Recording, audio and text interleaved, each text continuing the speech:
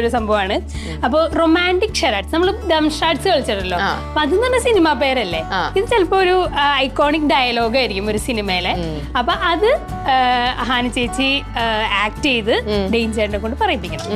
അതാണ് നമ്മുടെ ചാലഞ്ച്. അപ്പൊ എവിടെ കിട്ടും? ഏത് കാപ്പിക്കടയിൽ കിട്ടുമല്ലോ? കാപ്പിക്കട ചായ ഉണ്ടാക്കി കുടിച്ചാൽ മതി. അതെ. അപ്പൊ നമുക്ക് ഇതാണ് പറയേണ്ട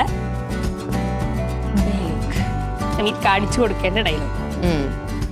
ഇത് ഇവിടെ മുന്നിൽ വെച്ചേക്കാലോ അല്ലേ? വാക്കൊക്കെ എത്ര ഉണ്ടെന്ന് എണ്ണ.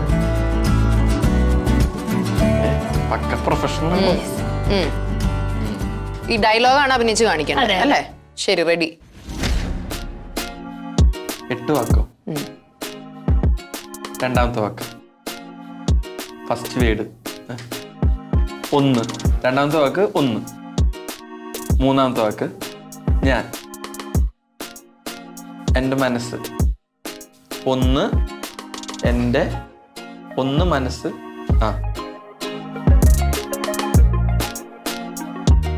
2 ആയി 3 ആയി. നാലാമത്തെ വാക്ക് വെച്ചു. വേണമെങ്കിൽ സിനിമ പേരും കൂടെ കാണിച്ചോളൂ. അപ്പൊ പിന്നെ ആ ഡയലോഗിലോട്ട് ഇവിടെ തന്നെ ഉണ്ട് 8-10 വാക്ക്. ഇതിന്റെ മേളിൽ കൂടെ സിനിമ ആദ്യം സിനിമ പേര് കാണിച്ചോളൂ. അപ്പൊ പിന്നെ പെട്ടെന്ന് ആ ഡയലോഗിലേക്ക് എത്താൻ ചാൻസ് ഉണ്ടല്ലോ. സിനിമയുടെ പേര്. ഓക്കെ, 2 വാക്ക്. ഒന്നാമത്തെ വാക്ക് താലി, കെട്ട്, കല്യാണം. രണ്ടാമത്തെ വാക്ക് ജപ, കൃഷ്ണൻ, ഗുരുവായൂർ, ശ്രീകൃഷ്ണൻ, ദൈവം. വേറെ അവതാരങ്ങളുണ്ടല്ലോ.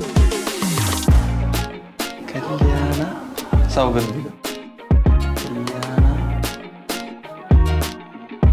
സിനിമ പേരുകൾ ആലോചിച്ച് നോക്കൂ. ദൈവം, ശിവൻ, വിഷ്ണു,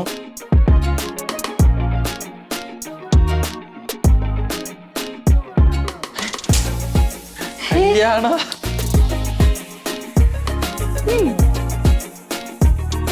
രാമൻ, കല്യാണരാമൻ. സിനിമ അതാണ്. ഇനി ഡയലോഗ്. രണ്ടാമത്തെ വാക്ക് ഞാൻ, അല്ല എന്നെ. അയ്യോ, ഒന്നാമത്തെ വാക്ക് 1. മൂന്നാമത്തെ വാക്ക് എന്നെ, എൻ്റെ മനസ്സ്. 1 മനസ്സ്. നാലാമത്തെ വാക്ക് വെക്കൂ. നീ മനസ്സ് വെച്ചാൽ നീയല്ല, പറയണം. ആര് മനസ്സ് വെച്ചാൽ ഈ മണിയറ അല്ല, ഈ അണിയറ അല്ല, കലവറ നമുക്ക് മണിയറ. അത്രേ. ഓക്കെ, ഭവാനി. അപ്പൊ ഡയലോഗ് ഒന്ന് പറഞ്ഞു.